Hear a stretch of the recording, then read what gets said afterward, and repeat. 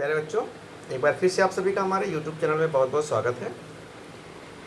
ये video 9th class की English की वर्कशीट नंबर 36 को हम इसमें सॉल्व करेंगे। 5 अक्टूबर के लिए ये वर्कशीट है। आपका रीडिंग कॉम्प्रिहेंशन का सेक्शन है, जो आपकी बुक है उससे आपका जो चैप्टर है द लास्ट चाइल्ड, जिसे मूलकराज आनंद ने लिखा है, उसी से यहाँ पे कुछ पैराग्राफ्स हैं, कुछ एक्सट्रैक्ट है, उसे पढ़ के नीचे आपको 6 प्रश्न हैं, उनके उत्तर देने हैं। ऑप्शनल है, MCQ टाइप है, तो आपको जो राइट आंसर है वो चुनना है। चलिए शुरू करते हैं। सबसे पहले अपना नाम और अपने कक्षा अध्यापक का नाम लिखेंगे। Read the extract given below the from the chapter the last child and answer the questions that follows. अब हम पढ़ते हैं। The last child is story written by Mulkraj Anand. इसे कितने लिखा है? मुल्कराज आनंद ने लिखा है। In this story a child visits a visit fair with his parents. एक बच्चा है, वो अपने माता पिता के साथ गांव का जो मेला है उसमें जाता है। He is happy and excited. वो काफ़ी खुश है और उत्साहित है, क्योंकि बच्चे जब बचपन में पुराने ज़माने में मेले लगते थे तो वहाँ तभी जाके बच्चों को बहुत सारी सामान मिलते थे, देखने को मिलती थी, मिठाइयाँ मिलती थी, खिलौने मिलते थे, तो बच्चे इसलिए बहुत उत्साहित होते थे। Fascinated by the toy shops on the way, he demands for them but receives a cold stare or refusal from his father. जो कि रास्ते में उसके टॉय यानी खिलौनों की दुकानें होती थी, उनसे वो आकर्षित होता था, और जब भी वो डिमांड करता था तो उसके पिता द्वारा उसे या तो घूर के देख लेते थे या मना कर दिया जाता था। Then they pass through a mustard field. फिर वो मस्टर्ड यानी कि सरसों का जो फील्ड था, चूँकि गांव का मेला था, चारों तरफ खेत थे, तो सरसे के फील्ड से होते हुए सरसों के आगे बढ़े। There is a mesmerize by the nature. वो नेचर यानी प्रकृति की सुंदरता देख के खुश हुआ। Finally they reach to the fair. वो फेयर यानी मेले में पहुँचे। There is he is attracted to a sweet meat seller, a flower seller, a balloon seller and a snack सामान। वो वहाँ पे मेले में मिठाई बेचने वाला, फूल बेचने वाला, गुब्बारे बेचने वाला और स्नैक चामर यानी सपेरे की चीज़ों को देख के उनकी तरफ आकर्षित हुआ। ही मरमर्स वाइल आस्किंग फॉर एवरीथिंग। वो मरमर मतलब बुदबुदाना, धीरे धीरे हर चीज़ के लिए मांगने के लिए वो बुदबुदाता था। But he knows that it will be turn down. लेकिन उसे पता था उसकी हर मांग क्या कर दी जाएगी, मानी नहीं जाएगी, क्योंकि उसके माता पिता हर बार उसकी जो है रिफ्यूज़ कर देते थे या उसे घूर के देख without waiting for the answer. इसलिए जब भी वो कुछ चीज़ को देखता था, पसंद करता था, उसकी चाहत करता था, एक बार धीरे से वो जाता था, अब बिना उत्तर के अपेक्षा किए हुए वो आगे बढ़ जाता था। Then he comes near round about. उसके बाद वो जो गोल चक्कर जिसमें बच्चे झूला झूलते हैं वहाँ पर पहुँचा। Fair he gathers courage and boldly requested for it. जहाँ पे उसने और वो थोड़ा साहस जुटाया और बहुत ही हिम्मत के साथ मांग की कि हमें उस पर झुलाया जाए। बट एलास, लेकिन दुख की बात यह है, his parents were not there, he is lost. लेकिन उसने देखा कि अब उसके माता पिता तो उसके पास है ही नहीं, वो खो चुका है। क्योंकि वो बच्चा क्या करता था, वो हर चीज़ को देखता था, आकर्षित होता था, उनके लिए वो चाहत होती थी, और फिर वो आगे बढ़ जाता था। उसके माता पिता पीछे रह गए और वो मेले में छूट गया। ही फ्रेंटिकली लुक्स अराउंड एवरीवेयर। अब वो एकाएक डर के, फ्रेंटिकली मतलब डर के हर तरफ देखता है, but could not find them. लेकिन उसे अपने कहीं माता पिता नहीं मिलते हैं।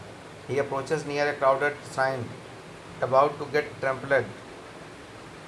ही strikes in the loud voice and a man comes to help. और फिर वो क्या करता है, एक क्राउडेड साइन, एक भीड़ भाड़ धार्मिक स्थान पर पहुंचता है। वहाँ पर वो दबा जाता लोगों के पैरों से बीच। तभी उसकी आवाज़ तेज़ निकली और एक आदमी ने उसे उसकी आवाज़ सुना और उसकी सहायता के लिए आया। The child is crying inconsolably asking for his parents. वह बहुत तेज़ अपने माता पिता के लिए रोता हुआ चिल्ला रहा था। The man offers him ride to round about to listen to the music of the saint charmer, offers rainbow coloured balloons, a garland to put around the neck and a gift of sweets. अब देखिए, अभी यही बच्चा जो हर चीज़ के लिए मांग कर रहा था, लेकिन अब उसके माता पिता खो गए, वह व्यक्ति जो उसकी हेल्प करने के लिए आया था, वह उसे झूले में झुलाने के लिए, स्नेक चार्मर की धुन सुनने के लिए, उसे गुब्बारा, उसे मालाएँ, सब चीज़ें दे रहा है, मिठाई का गिफ्ट दे रहा है, लेकिन ही रिजेक्टेड एवरीथिंग। लेकिन अब उस बच्चे को कुछ भी पसंद नहीं आ रहा है। That all he wants his mother and father. लेकिन अब उसे क्या चाहिए? उसके मम्मी और पापा। तो कैसे देखिए सिचुएशन चेंज हुई। अब तक उसके मम्मी पापा उसके पास थे, तो बच्चे की जो मनोभाव होते हैं वो कितने खुश था और हर चीज़ की मांग करता था। लेकिन अब उसके मम्मी पापा जब वो खो गए, उसके अंदर डर बैठ गया, वो रो रहा है और उसे हर चीज़ दी जा रही लेकिन वो नहीं ले रहा। क्वेश्चंस पर आते हैं। फर्स्ट क्वेश्चन है the boy keeps moving forward without waiting for the response does not imply that. अब देखिए बच्चा बिना किसी रिस्पॉन्स के वेट किए आगे बढ़ जाता है। यह मतलब 4 ऑप्शन है, किसमें इम्प्लाई नहीं होता, किसमें उसका मतलब नहीं निहित है।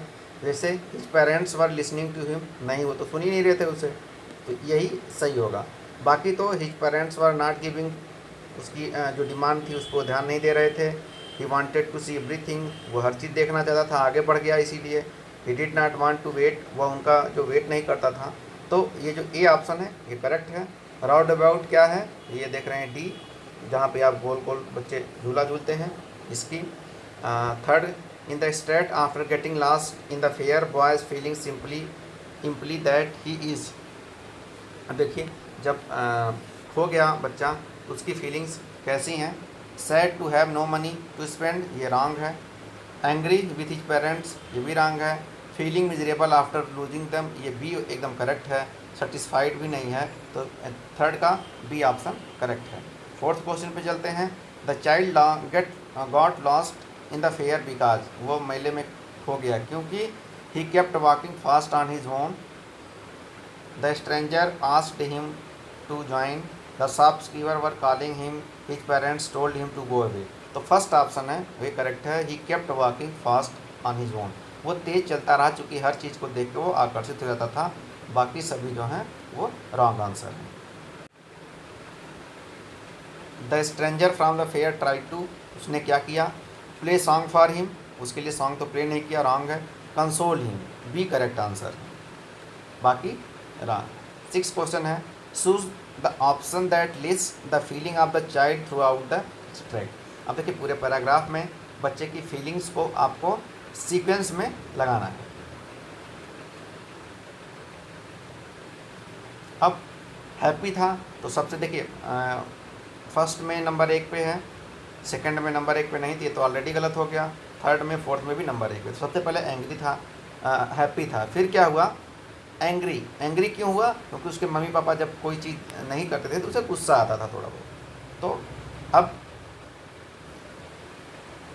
दोनों में तीनों में एंग्री है। उसके बाद स्लीपी कभी हुआ नहीं, ऑकवर्ड उसे कभी लगा नहीं, रिलीफ उसे कभी आई नहीं, तीन है। अब मिजरेबल और फियर, तो देखेंगे सबसे पहले क्या हुआ उसे, फिर फोर्थ ऑप्शन आपका डी करेक्ट होगा। मिजरेबल फील हुआ, उसके अंदर डर आ गया जब वो खो गया था तब। तो डी आपका करेक्ट आंसर है। आप इसे करके अपने सब्जेक्ट टीचर को शेयर करें।